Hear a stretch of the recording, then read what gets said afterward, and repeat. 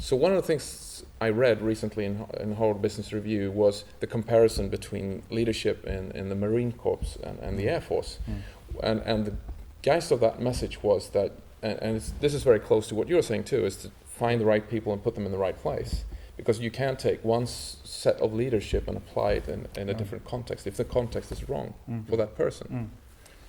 Well, that's right. And interestingly, I think the military has actually understood this need for different structures for different missions. I mean, if you look at the Gulf War and the number of months it took to build up the standing army, to do what they had to do in the first Gulf War.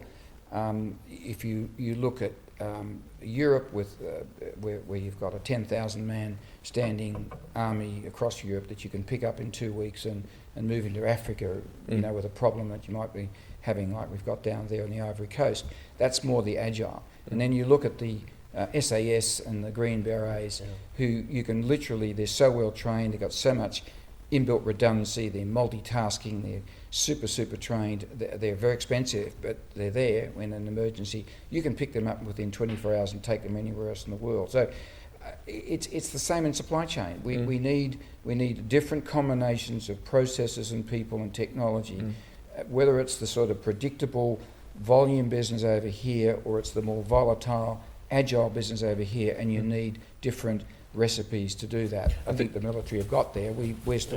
We're still trying to struggle to get the same spectrum. And again, trying to build a bridge between Australia and Sweden or whatever.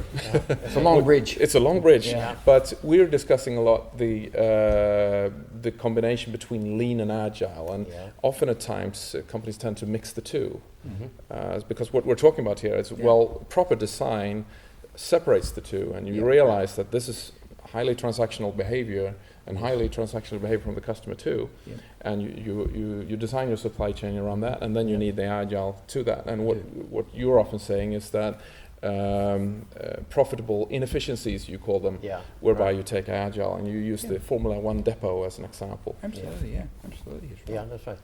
I think it's important to remember it has been some kind of polarization between lean on one side and agile on the other side. But we need both, as we have said several times. You need supply chains for lean type of products, and you need them for agile type of innovative products.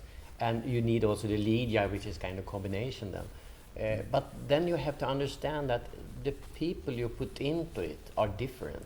As John said before, if you're into lean, you're cost oriented. But if you're into agile, then you're innovative, and that different type of people you should put together the clusters in different ways in these two areas. And you need people then who have the will and the ability to really collaborate and to listen to each other, even though they come from different angles and different disciplines in the company. I think that's very, very important.